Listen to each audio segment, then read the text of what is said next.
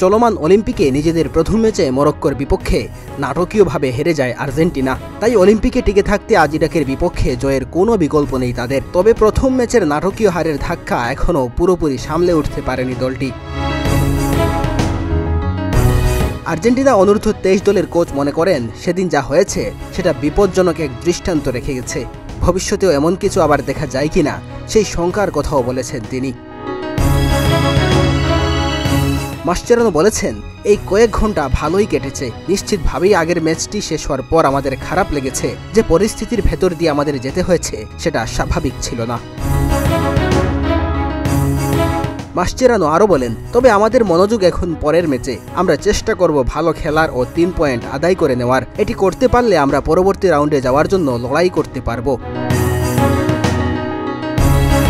ভবিষ্যতেও এমন ঘটনা ঘটার শঙ্কা নিয়ে মাসচেরানো বলেন, পরিষ্কারভাবেই যা হয়েছে সেটা একটি বিপজ্জনক দৃষ্টান্ত রেখে গেছে। এখন যে কোনো আন্তর্জাতিক প্রতিযোগিতায় জয়ের পথে থাকা কোনো দলের সমর্থকেরা শেষ মুহূর্তে মাঠে প্রবেশ করতে পারবে এবং 1.5 ঘন্টা কোনো খেলা ছাড়া পার করে দিতে পারবে। এরপর 4-5 মিনিট খেলা হবে। এটি ঠেকানো কঠিন হবে, কারণ আগেও যে তেমন হয়েছিল।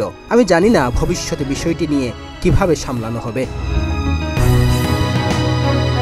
ডেস্ক রিপোর্ট, প্রতিদিনের বাংলাদেশ।